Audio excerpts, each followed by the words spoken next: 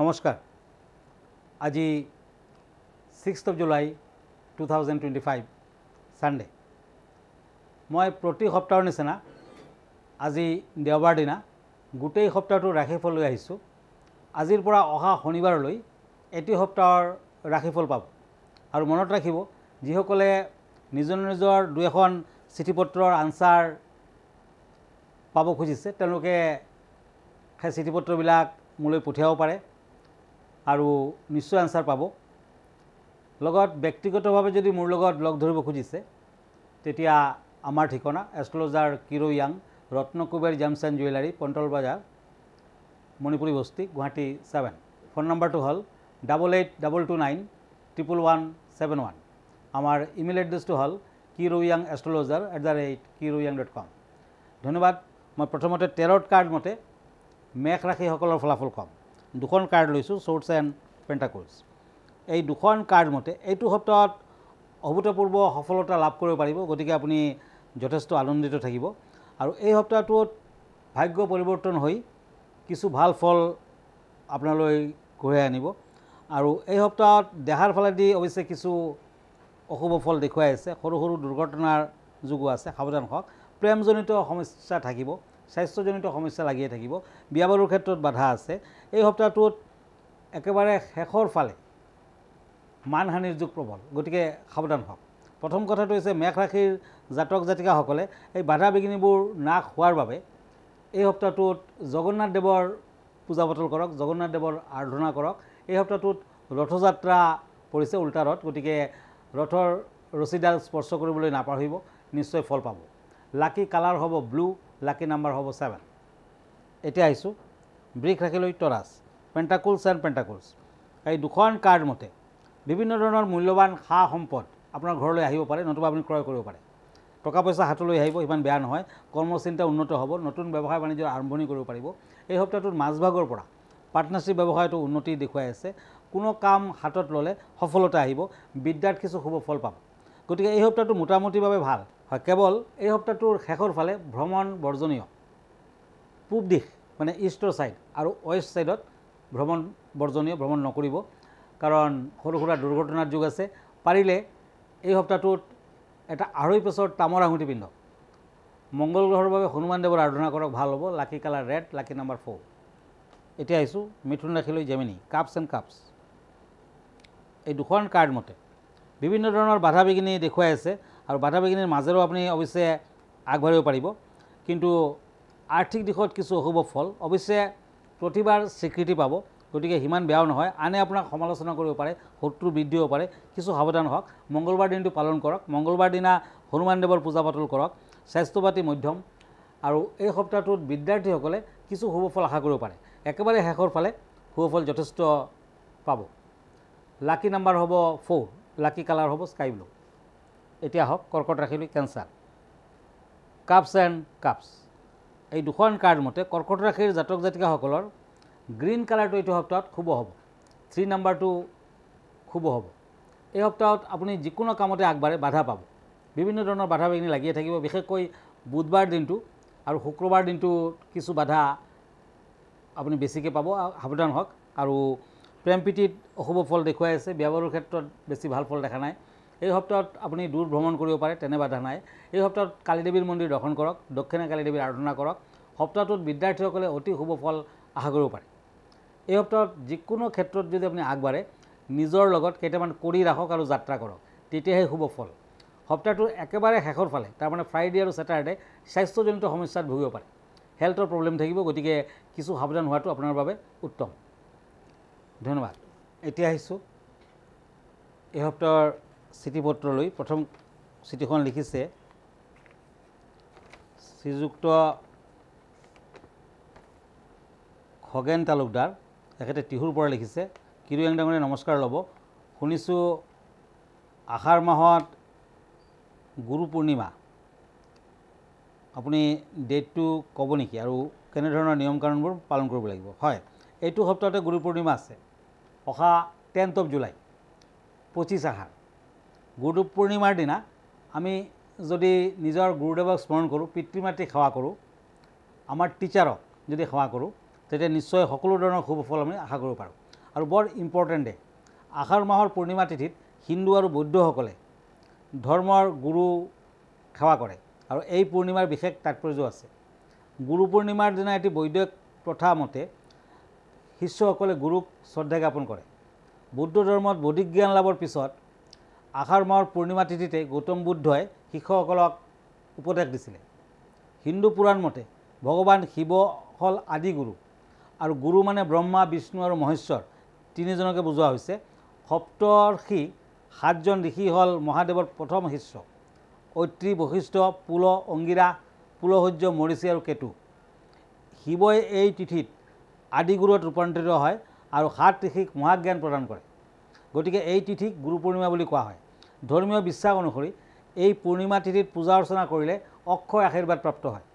তাৰমানে আপুনি যিয়ে বিচাৰে আপুনি তাকেই পাব আৰু দেৱতাসকলৰ আশীৰ্বাদ লাভ কৰিব পাৰিব, শিৱৰ আশীৰ্বাদ লাভ কৰিব পাৰিব। আৰু গুৰু পূৰ্ণিমাৰ দিনা ব্ৰাহ্মণ বা গুৰুস্থানীয় ব্যক্তিক হালধীয়া বস্ত্ৰ, বগা মিঠাই, দক্ষিণ আদি দান কৰিব লাগে। গুৰু পূৰ্ণিমাৰ দিনা ৰাতিপুৱা শুই উঠি মা দেউতাকক সেৱা কৰি প্ৰণাম কৰি নিজৰ সাধ্যমতে দৰিদ্ৰ ব্যক্তিক দান ধ্যান কৰিলে আৰু পশুক যদি পানী খুৱায় তেতিয়া অতি শুভ ফল লাভ কৰিব পৰা যায়। আৰু গুৰু পূৰ্ণিমাৰ দিনা ঘৰত গীতা পাঠ কৰক, নিৰামিষ আহাৰ গ্ৰহণ কৰক। সেইদিনাখন লক্ষ্মীনাৰায়ণৰ পূজা কৰাটো একান্ত মংগলজনক। মূল দৰ্জাৰ ওচৰত মা লক্ষ্মীৰ পদচিহ্ন আঁকক, ঘিউৰ চাকি জ্বলাওক, ভগৱানক নাৰিকলৰ লাড্ডু অৰ্পণ কৰক আৰু আৰ্থিক উন্নতিৰ বাবে বেলগছত সুগন্ধি ধূপ আৰু ফুলেৰে পূজা কৰক। তেতিয়া নিশ্চয় গুৰু পূৰ্ণিমাত আপুনি সকলো দিশতে শুভ ফল লাভ কৰিব পাৰিব, মনৰ আশা পূৰ্ণ হ'ব। ধন্যবাদ। আৰু এখন চিঠি লৈ গৈছোঁ। এইখন চিঠি লিখিছে LK মেধি। কিৰিয়ং ডাঙৰীয়া, মই আমাৰ ঘৰখন মংগলবাৰে বনাইছিলোঁ। কোনোবা এজন জুঠিয়ে কৈছে মংগলবাৰে ঘৰৰ আৰম্ভণি কৰা, ঘৰ ষ্টাৰ্ট কৰাটো বেয়া, আপুনি কি কয়? নিশ্চয় গৃহ নিৰ্মাণৰ শাস্ত্ৰ মতে বাৰফল আছে। কোনটো বাৰত আপুনি গৃহ নিৰ্মাণ কৰিব লাগে, কোনটো বাৰত নালাগে।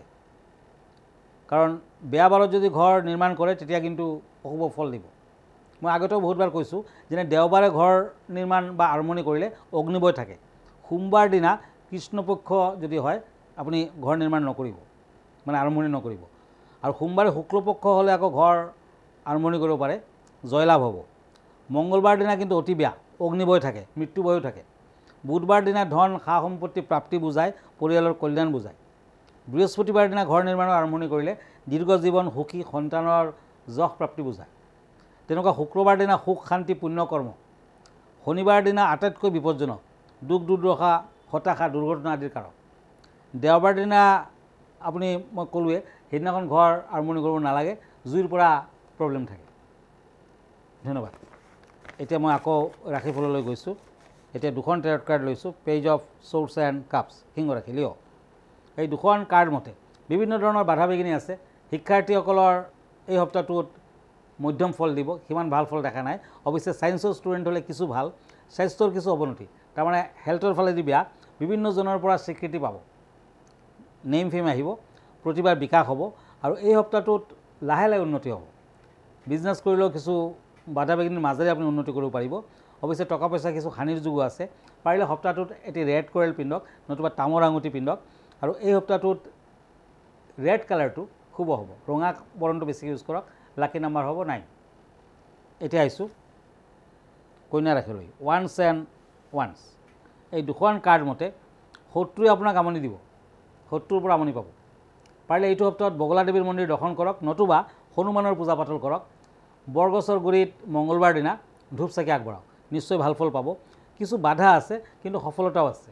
এই সপ্তাহত সফলতাও আহিব, টকা পইচা হাতলৈ আহিব। ব্যৱসায় বাণিজ্যত শুভ। বিদ্যাৰ্থীসকলৰ বাবে বৰ এটা ভাল ফল দেখা নাই, বাধা বিঘিনি লাগিয়ে থাকিব। বিশেষকৈ শনিবাৰ দিনা বাধা থাকিব। মনসা দেৱীৰ পূজা পাতল কৰক, সপ্তাহটোত ভাল হ'ব। আৰু আশাৰ মান বুলি এই সপ্তাহটোত যদি আপুনি দুৰ্গা দেৱীৰ স্তোত্ৰ পাঠ কৰে, বগলা দেৱীৰ মন্দিৰ দৰ্শন কৰে, নিশ্চয় ভাল ফল দিব। ব্যৱসায় বাণিজ্যত লাহে লাহে উন্নতি হ'ব। গাড়ীৰ ব্যৱসায় কৰিলে কিছু অশুভকাৰক। গতিকে এই সপ্তাহটোত কন্যা ৰাশিৰ জাতক জাতিকাসকলে গ্ৰীণ এণ্ড য়েলো এই দুটা কালাৰ বেছিকৈ ইউজ কৰক। Lucky number 4। তুলা ৰাশি লিব্ৰা, পেজ অফ ওৱান্স এণ্ড টেম্পাৰেন্স। এই দুখন কাৰ্ড মতে বাধা বিঘিনিৰ মাজেৰেও আপুনি আগবাঢ়িব পাৰিব। পাৰিলে সপ্তাহটোত বুধবাৰ দিনা পালন কৰক আৰু গণেশ মন্দিৰত লাড্ডু, মোদক আদি দান কৰক। গণেশদেৱৰ পূজা পাতল কৰক, ভাল ফল দিব। তুলা ৰাশিৰ জাতক জাতিকাসকলে ব্যৱসায় বাণিজ্যৰ যোগেদি আগবাঢ়িব পাৰে। চাকৰিয়ালৰ শুভ, নিবনুৱাসকলৰো শুভ।